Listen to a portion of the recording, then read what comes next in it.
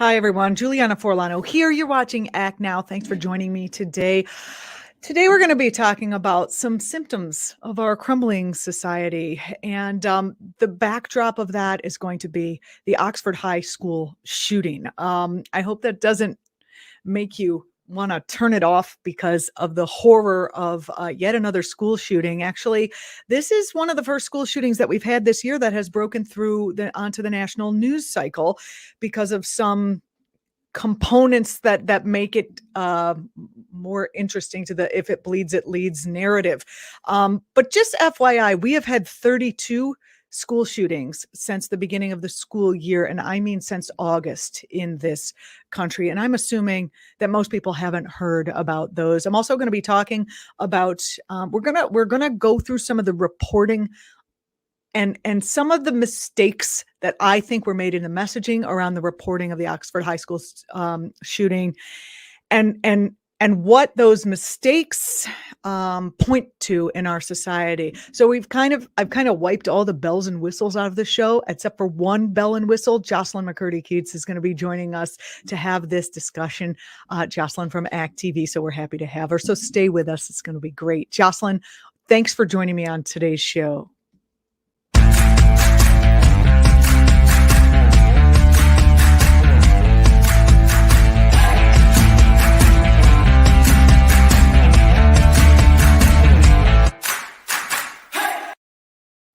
Hi, everyone. I'm Julianna Forlano. Hi, Jocelyn. Thanks for joining me on the program today.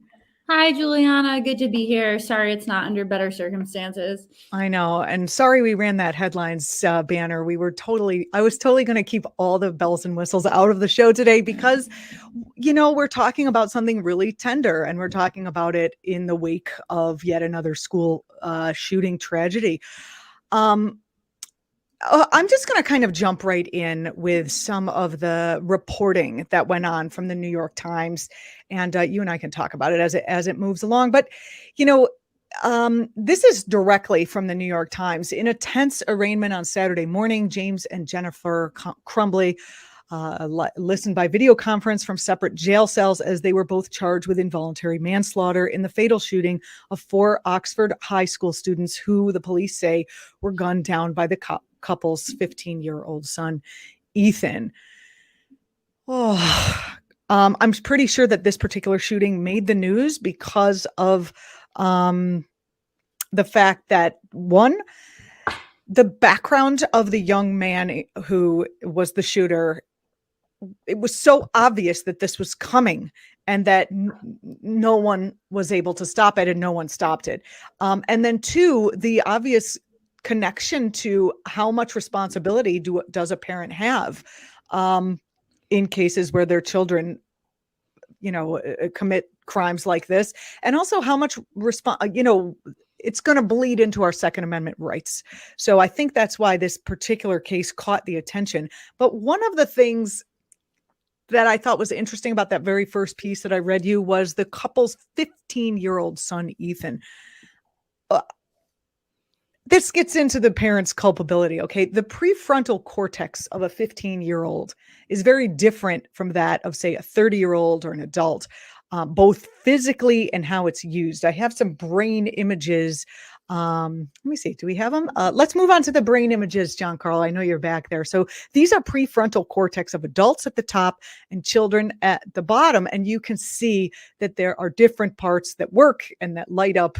And I love it when people make brain images. But basically, for many teens, the output of their undeveloped decision processing centers, they could be mild, like choosing cheese puffs for lunch or a new purple hairdo, or they could be more grave. And strangely, patients, even adult patients with some kind of prefrontal cortex damage, have trouble knowing. They actually know right from wrong, but they are unable to act on that knowledge. That is very interesting because the parts of the brain that are important for storing rules are not the same as those that are for using rules. That's a little different. Prefrontal cortex is involved in holding your impulses in check.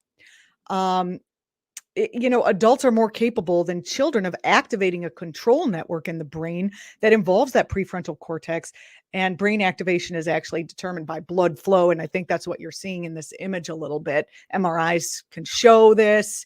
And anyway, the control allows adults to better resist impulses and ignore distractions. So I just think that really plays a part into the fact that this young man was brought up in gun culture, brought up in we're going to get into looking at his parents' backgrounds in a moment, and it shows alcoholism. It shows some troubled family dynamics, and he does not have a prefrontal cortex that can actually stop him from doing these things. And I think a lack of parental education around what a child can and cannot do. The parents in this case bought the child the gun. By the way, Christmas time is known to be the most depressing time of the year for most people. It's up in the Northern Hemisphere. There's a lack of sunlight. It causes a lot of people to have seasonal affective disorder, become depressed, etc. They gave him the gun right before Christmas as an early Christmas present at a time when distressed young people feel, generally speaking, the peak of their distress.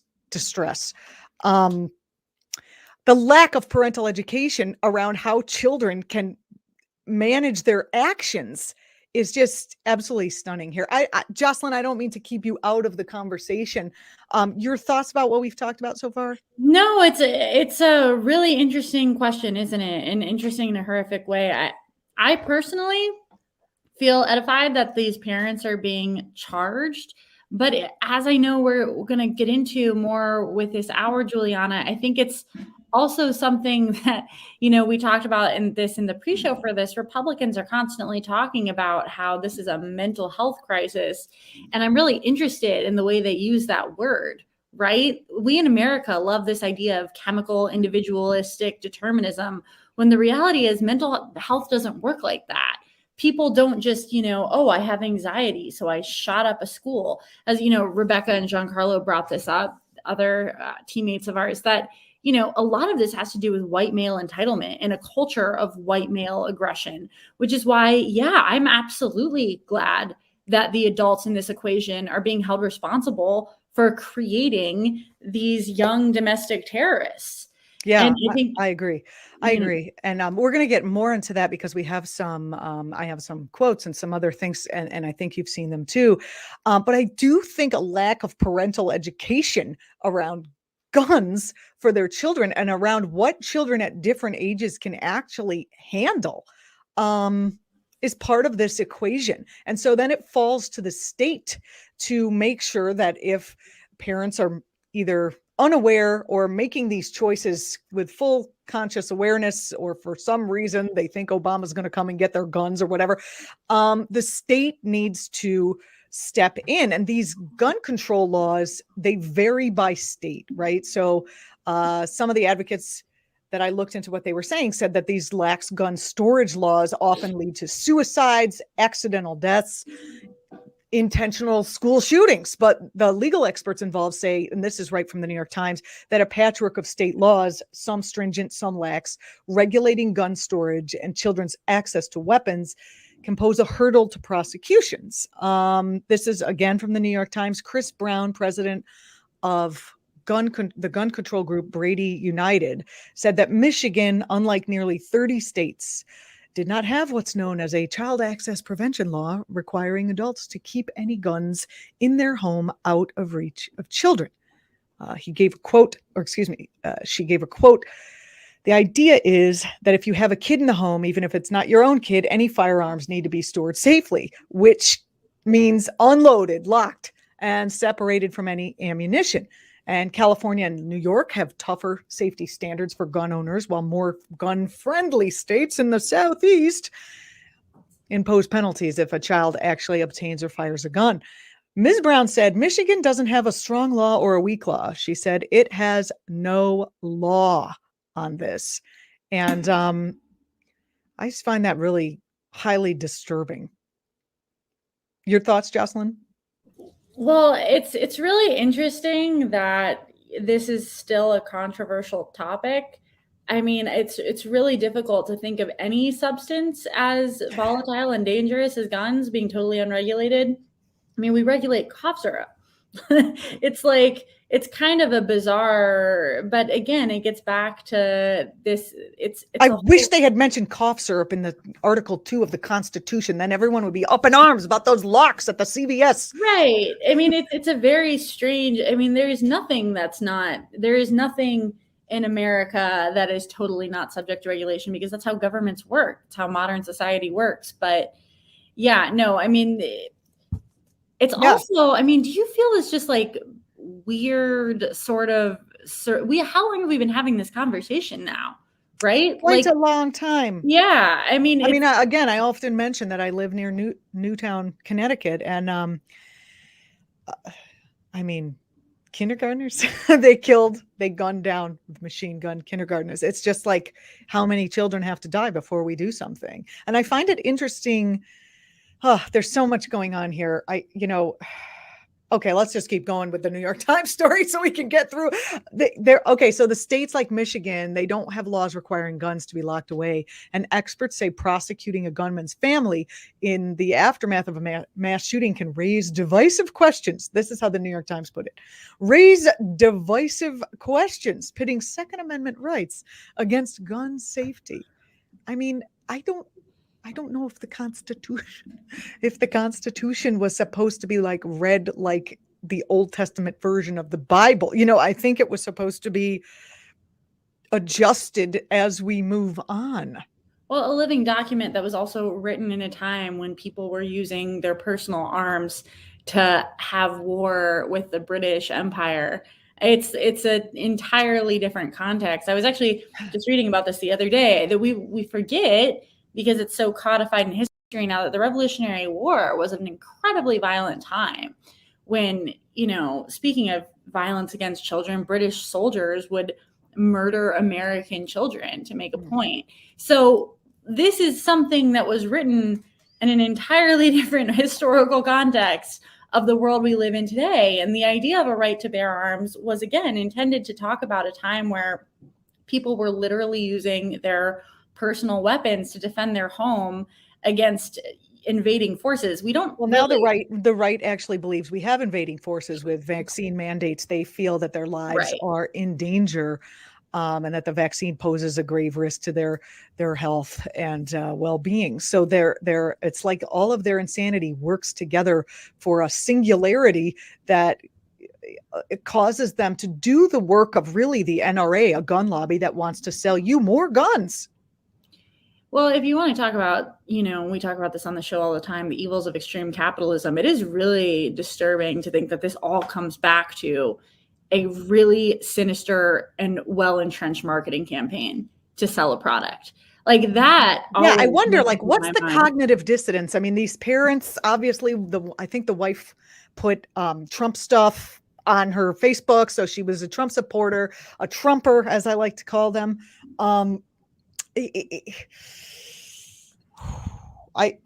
Does this make a dent in the, anyway, as a parent, that idea that charging the parents is great, because I would like tougher gun storage laws and stricter penalties to keep guns away from these kids. I have a little kid.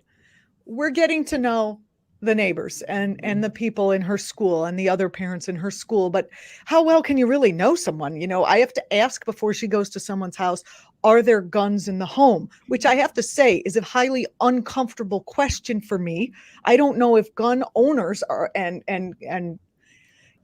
people who are anti-gun control ask each other if there's guns in the home. I don't know. And then you have to ask if they're stored safely. And then I have to trust that Uncle Louie didn't just take out the Colt to fetishize it and put it down for a sec to use the John, and that my kid is going to be safe there. It's just the level of anxiety is just through the roof, because because libertarians and the right, who are basically almost all libertarians now, continue to argue that government regulation of any sort is tyranny, as opposed to government regulation is people coming together to protect themselves from what would be considered harm, injustice, and the rogue nature of certain elements of society.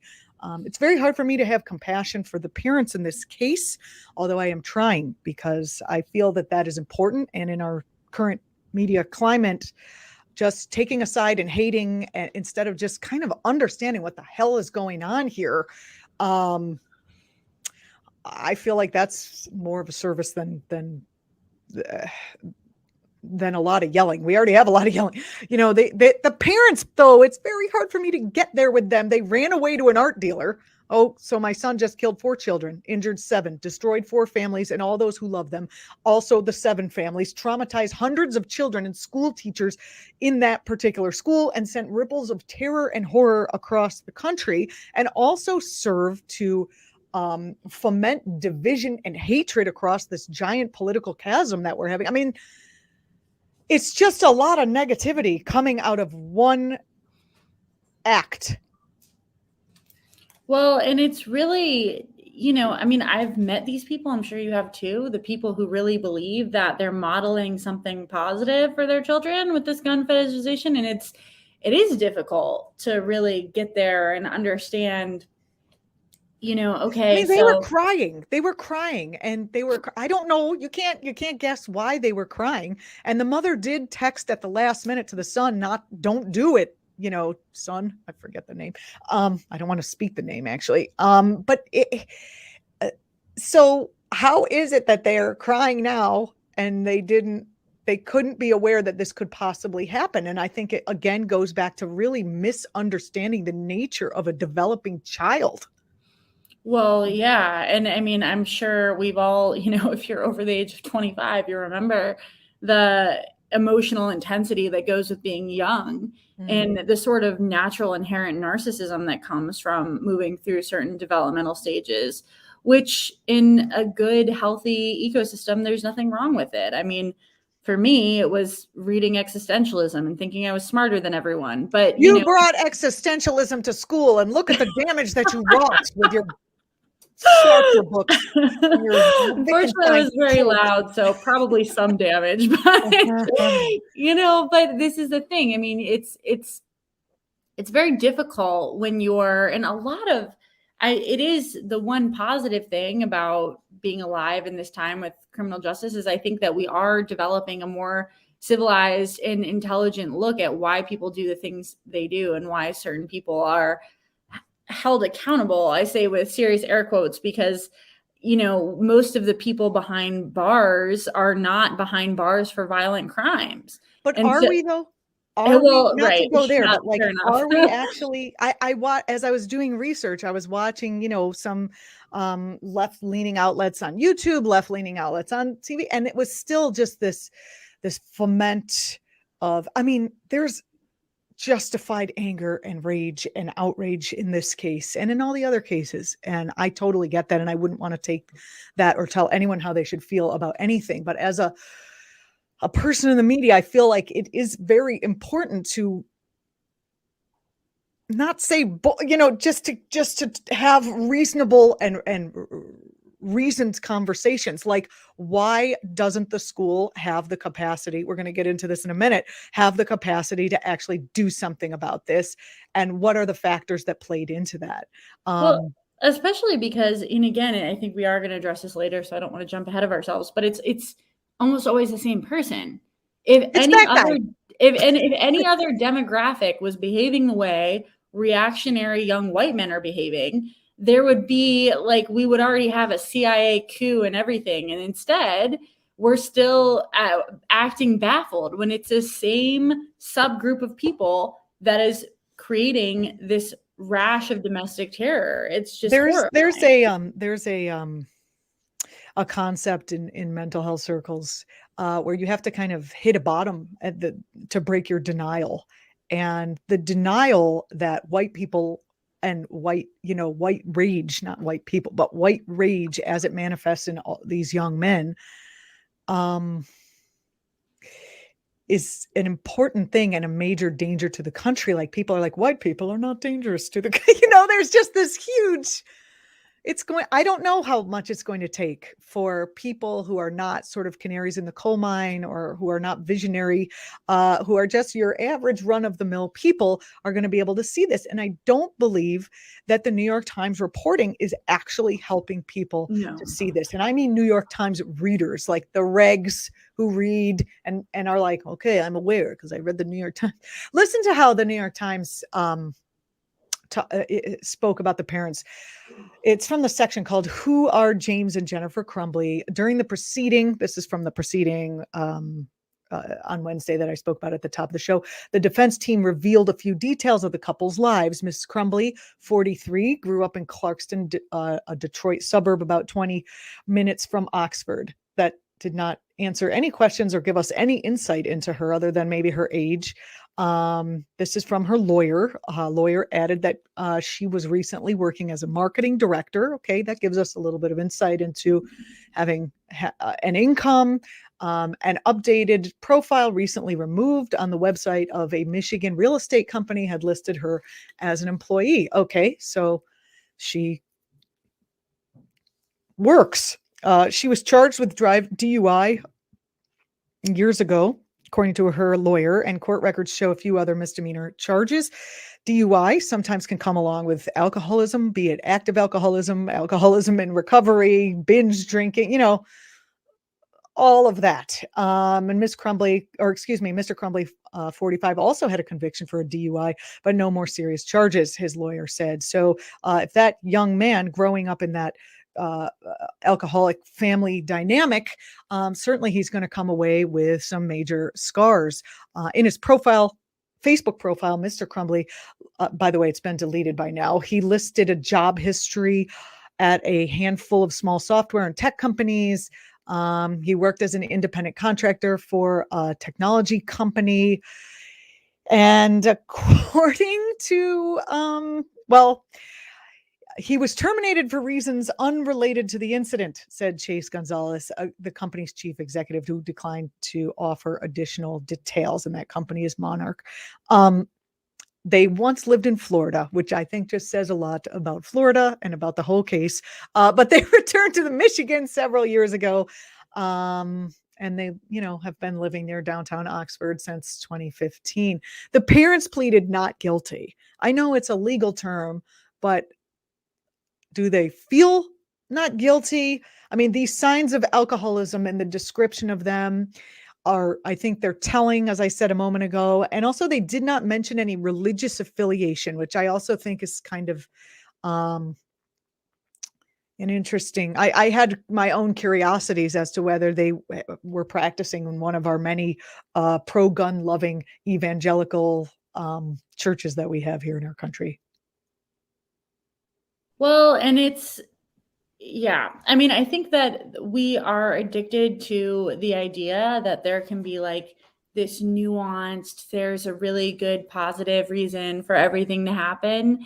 And I don't know when that started in the way people are reporting on these issues, but it's long overdue to stop. I mean, it's like this humanizing the, I mean, this is the thing. They're like, oh, we saw on Facebook this, and we talked to their lawyers. Well, aren't their lawyers going to put out the best possible thing? And if the best possible thing is they both have DUIs, then what are we looking at here? Are these responsible people? Should they be allowed to own guns? They shouldn't be allowed to drive a car. Well, and it's the same. Now I'm getting mad. Just like I said, I was going to try to be reasonable. Because people, we live in a culture. And for me personally, I think this goes way back to this, like, Protestant work ethic, prosperity gospel thing that wants to believe that if something bad happened to you, it's your fault, and or that things are not that bad and things are probably all fine. So it's like, oh, this was this one incident of violence, but it's probably this guy was probably super mentally unwell, or like his parents probably knew nothing about it. It couldn't happen in your community. And it definitely It's interesting how they this ties together with what you said earlier about how they blame it on mental illness, and there's this sort of a priori idea that if someone will shoot up a school, then they must be mentally ill Right. because someone who is mentally well would not be doing that. And that connects into kind of what you just said to me. It makes, you know, this mental illness of young male white rage should be listed in the DSM, I think, because there's a rash of this mental illness. And if all we're seeing is the shootings hit the paper, there's a lot more going on behind the scenes that is indicative of this disorder. Well, they want it to be something that's arbitrary, chaotic, and random instead of something that's actually incredibly predictable and incredibly common. Like, yes, every single one of these enraged young racist white men doesn't shoot up a school, but they are incredibly likely to be domestic abusers. They're incredibly likely to be violent police officers and any number of very common interconnected tragedies that we have in America. And for some reason, again, I think it's a combination of culture and just a human desire for things to not be that bad and that terrifying to believe, oh, I mean, like, he was just like this crazy, quirky kid and his parents had no idea, because it is they handed him a gun. Right. It's just in this case, they were like, Merry Christmas. Yeah, exactly. And, I definitely know reactionary people that if I read this about them, I wouldn't be terrified. And I think we all do. That's a problem. We all know people who fit this profile. So we don't want to think that these people are capable of inhumane tragedy. And look, especially the right doesn't want people to think. Right. Even this woman, this parent does not want to think that her son, whose prefrontal cortex has not developed properly, or at all, enough to be able to handle a handgun. They just want to believe that that's not going to happen, and they want us to stay in that narrative as well. Oh, as you said, this couldn't possibly happen. And the reason for that is because the gun manufacturing industry wants to keep the state out of their pocketbooks. I doubt they carry pocketbooks, but I mean, they want to keep the state out of their bank accounts. They don't want regulations. They don't want people to know that the state could actually do something wonderful. And yes, I'm sorry, but if they take your one of your 15 rifles away from you, or whatever the case is going to be, or you can't have high capacity magazines or something like that, well, that's just a price you have to pay to live in a safe society. Well, and it's also, I think, really important to talk about the sickness of individualism in this country, where we really do want to believe that everything bad is about some individual moral thing that can be isolated to that one person. We don't want to talk about the fact that everything from political ideas that we all share to political systems we all share actually has consequences for each other. You can't. So if you have an inflamed rash of white male rage that is all over the country, it's in Congress, it's in the executive office, it's definitely in the judiciary. If you have this seeping into the culture and into the psychology of young people, people are not just going to die. They're going to be swept up in this fervor. And it's something that, until we address it for what it is, it's nonsensical to talk about it as this one random guy who happened to have the political beliefs that literally everyone else who does this has. What a wacky coincidence. Now, moving over to what happened at the school, and I want to be very sensitive to the fact that I do believe that in this day and age, it's not like schools are ignoring the potential threats.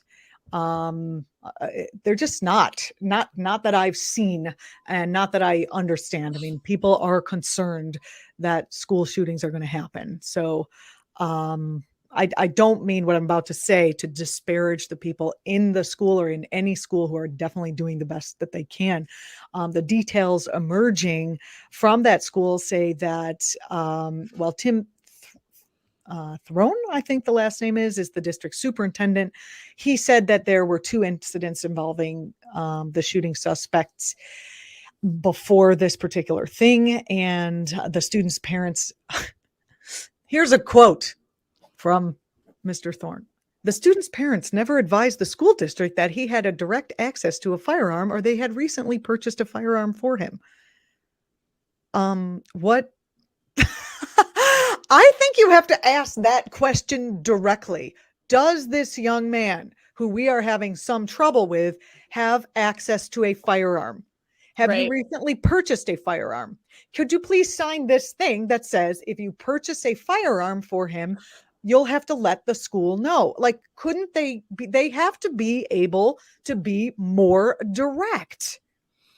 Well, you would think, I mean, that at this point, and that should be a question that should, even if we weren't having the problem we're having with school shooting, that should just be a question that's asked. I mean, Like I said, now that when my daughter's going to go to someone's house, I'm going to have to be that person. And I think, I mean, I go to school in a place where, or she goes to school in a place, and I'm a part of the parent community there, where half the people want to unmask our kids and half the people are like, mask everyone, and so that right. becomes a touchy subject. And the administration, when they broached that subject in the introduction to the school year, said, well, we're going to do masks because the CDC said that we're going to do masks. So it is a really difficult time to be a school administrator when you are in a public school, when you have people of very different political affiliations.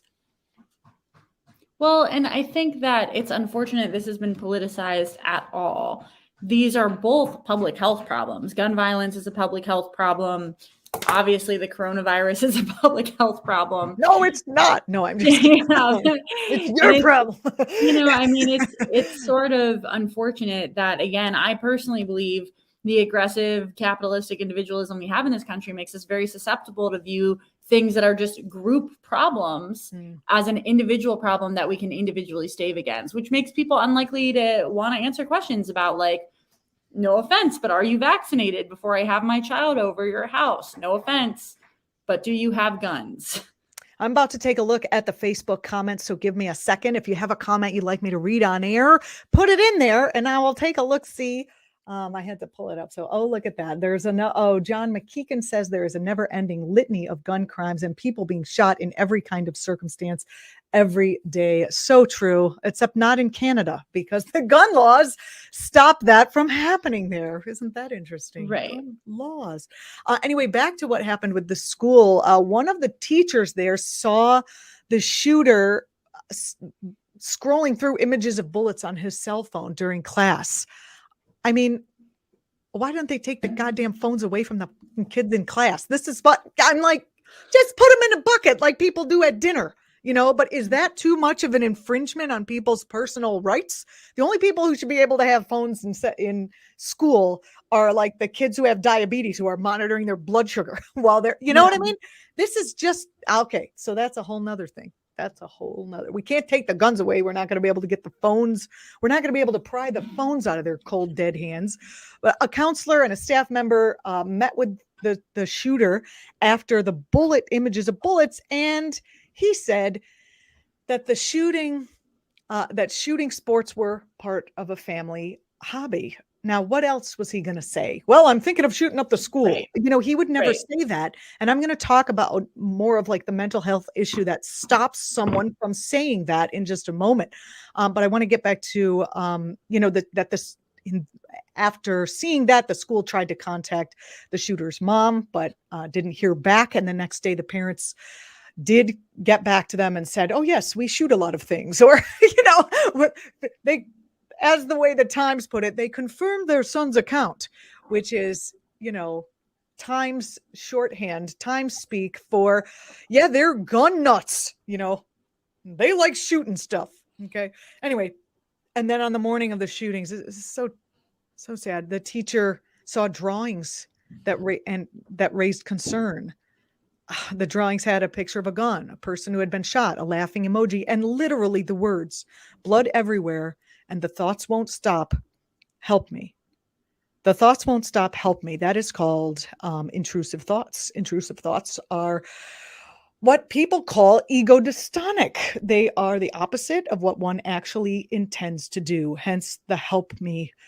They can be shocking and appalling. Most of us know they mean nothing, and we're able to brush them off. This is why the white white man's rage thing doesn't exactly sit exactly right with me in this case. I mean, he literally wrote, "Help me." This is showing that his prefrontal cortex is not working because these intrusive thoughts are unwanted thoughts. They could also be images or impulses.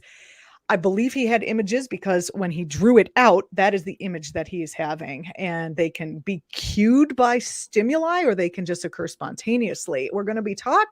And I want to take a moment to play a video. We had Rob Wilcox from Everytown on the show a couple weeks ago. And if you didn't see that interview, go back on our YouTube page on actTV and watch that interview. It was really, the conversation that day was about live bullets, like live ammunition with sound effects and blood, shooter drills in schools, and how that can be very traumatizing to the children in the frickin' school.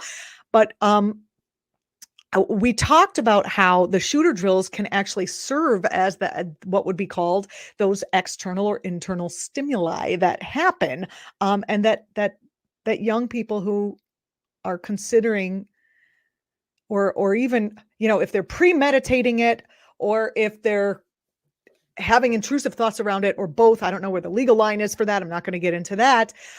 Showing how it actually works is a terrible idea. Here's the Rob Wilcox video. And it's actually a bit scarier. And we know this is a scary and serious topic, but the truth is that most individuals who perpetrate targeted school violence, they're students. And so in many ways, when you go through these drills, when you have laid out exactly what will happen in the case of an active shooter, you're telling potentially the very person who might be perpetrating that act. And I say that with all seriousness, that's very concerning. And we've seen examples, which I'm not going to name because I don't want to highlight any particular incident, where that shooter has taken certain actions because they knew what was going to happen after the incident began. And that is, it seems very like serious. Teachers should go through active shooter drills. Maybe teachers and staff, administrative staff, but not the children. I think that's right. I mean, I think, the administrators and teachers who are there to do best by our kids, they should have information. That still should be trauma informed. I could tell you there was one drill in Indiana where they brought teachers into a room and shot them with pellet guns, leaving welts on their bodies. The National Education Association strongly condemned it because that's not a way that you bring teachers on board or prepare them. But that's how one school district decided was the appropriate way to address this issue.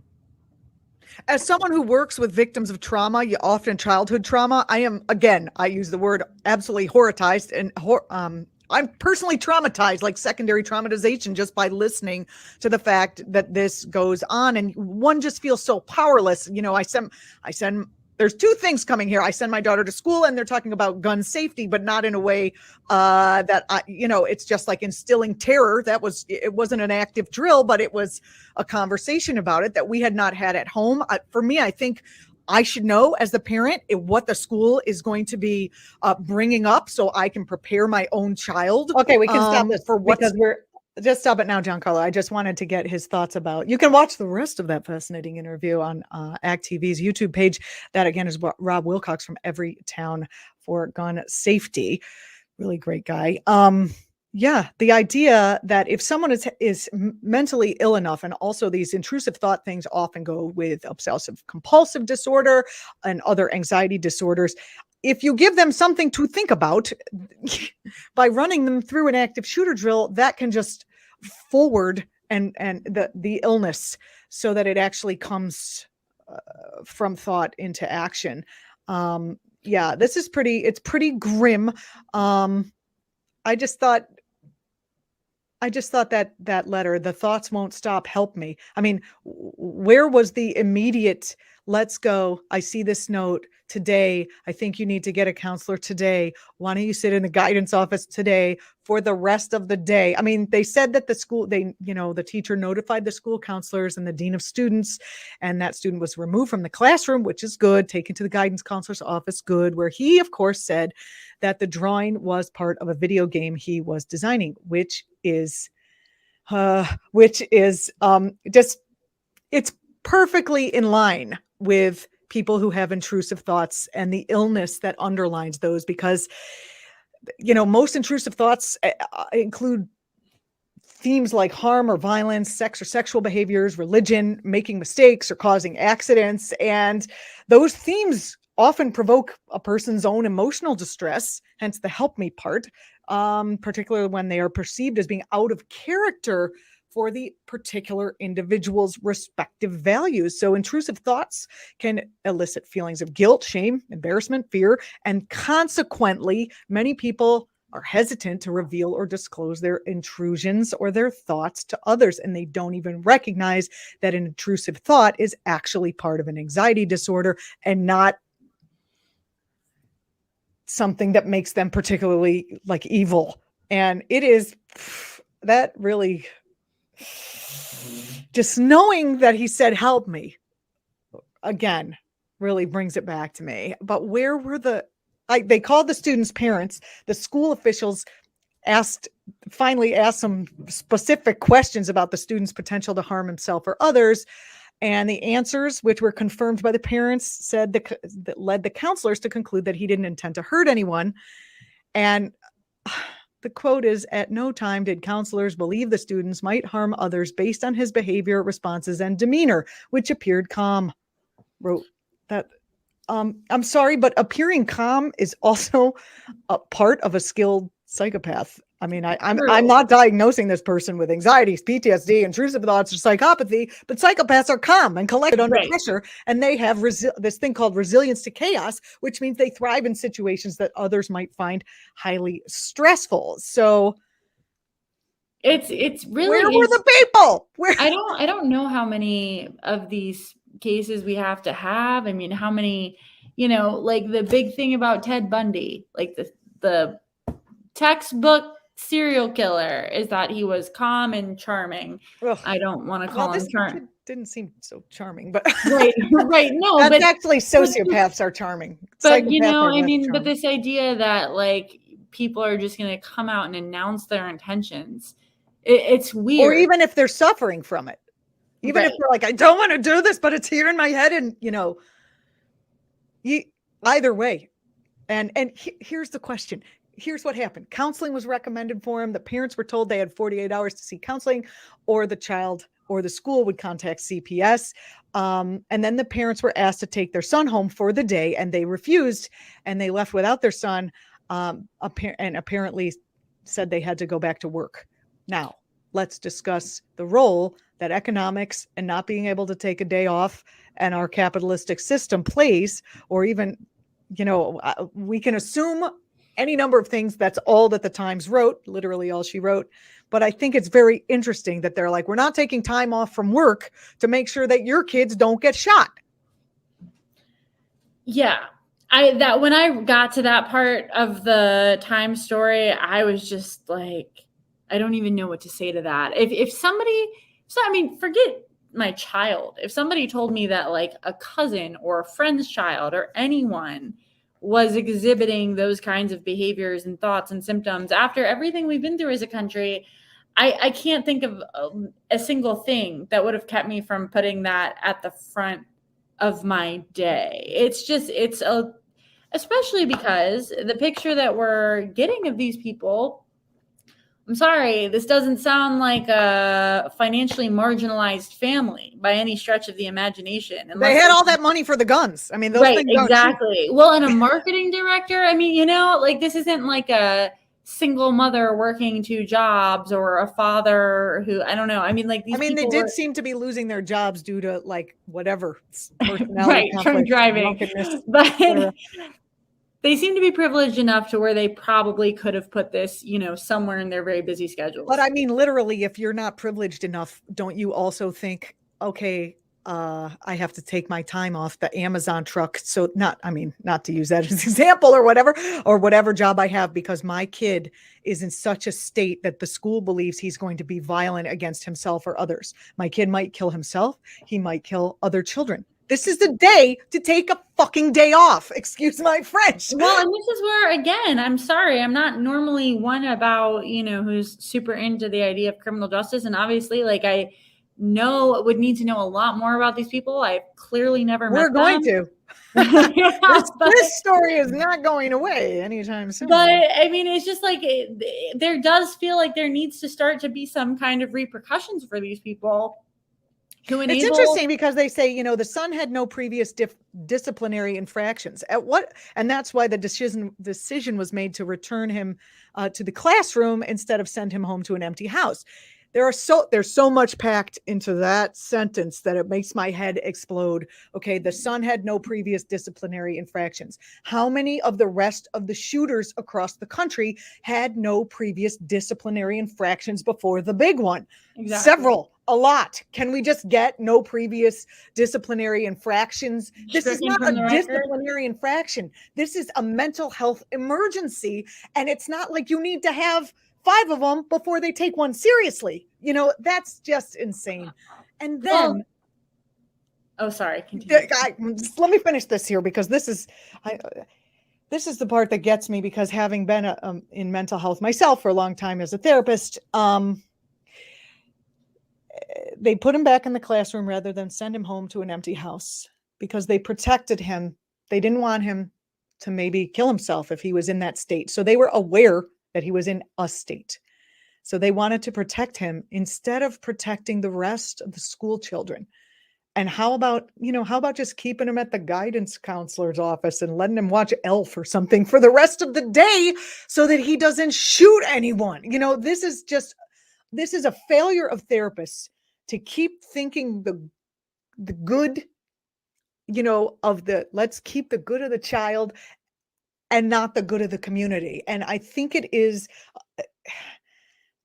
I wasn't in the position. I know it must have been difficult, and I'm sure the intention of no one goes into guidance counseling to make sure, to get a school shooting to happen. But it just seems like that sweet, good, kind-hearted nature of people who go into these professions needs to be tightened up a bit to recognize that, that this is seriously life or death. I think the massive denial of even the guidance counselors, you have to believe yourself. I know this leads to that, or could very well lead to that. Therefore, your kid needs to go home. I don't see where the school's balls were. And they also, that stayed at the guidance counselor level. They didn't elevate it to the principal's office or the assistant principal's office, which their goals, they're more administrative. They have legal responsibilities. They wouldn't necessarily have treated it like a health issue. They would have treated it like a safety and security and liability issue. And perhaps they would have, forced a better solution in this case. Well, and that's the thing, right? I mean, it's unfair to ask guidance counselors who are tasked with helping people apply to college, giving, sex ed trainings and all these multifaceted things that we ask of our public school professionals, to also be crisis alert for a school shooter. That is where, one, we need better systems, clearly, but two, again, I do feel there is an appropriateness to holding these parents accountable for, okay, look, the guidance department said you need to come get your child, and they didn't. Mm-hmm. Knowing that he had a gun that they just gave him 2 days before. Right. And they didn't check the freaking kid's backpack on the way out. And no one said, do you have the gun with you? The parents were the only ones that knew that he got it. The parents didn't ask, did you bring the gun? The parents didn't look in the backpack. I don't understand why the school didn't look in the backpack. That seems like a dropped ball. Right. Maybe that is a good question. Too much, As you said earlier in the show, and I did want to give a space for you to talk about this. We did talk about this with some other members of the act.tv team. And we got some good feedback. There was a good, Giancarlo, put up the salon, the header of the salon article. From a salon article, here's a quote from Amanda Marcotte, by the way. She is a wonderful person and has been on our show a couple of times.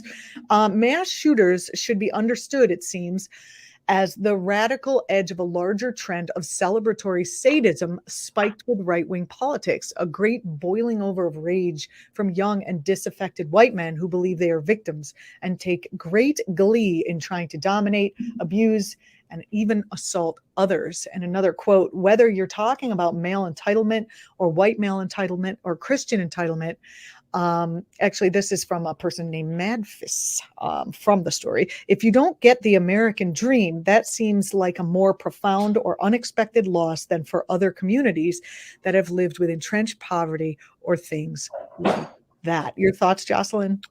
Yeah, and it's, it's one of those things where, again, I mean, you don't want to fall into the opposite extreme, right? And recuse people from responsibility because, like, oh, they're a part of this cult mindset.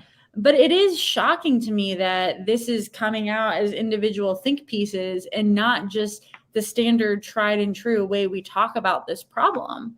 I have people, I don't want to say in my family, but people that I am biologically related to who exhibit these behaviors and beliefs, and their children have all grown up to be just violent. I mean, and again, I don't want to call it a mental health issue because it comes out of a very specific set of beliefs and exposure to very specific set of ideals, which, again, as you were saying, Juliana, I think definitely, like, if you combine that with anything, whether susceptibility to anxiety or exposure to trauma, it's not difficult to see how these would combine into this cocktail of disasters that we seem sort of ubiquitously over the past 15 years. And we've been talking about, mental health, not just mental health treatment in this country, because treatment is when there's already a problem. But even, I do go to lengths to have empathy and compassion in my coverage of what's going on for all. I don't know. It's the only thing that makes me not necessarily for people who've done evil. That's I do believe there is evil. If you're doing something that's totally against like a life impulse, that is, and I'm not talking about abortion here, but that is something that just adds to a negative atmosphere as opposed to a life affirming atmosphere.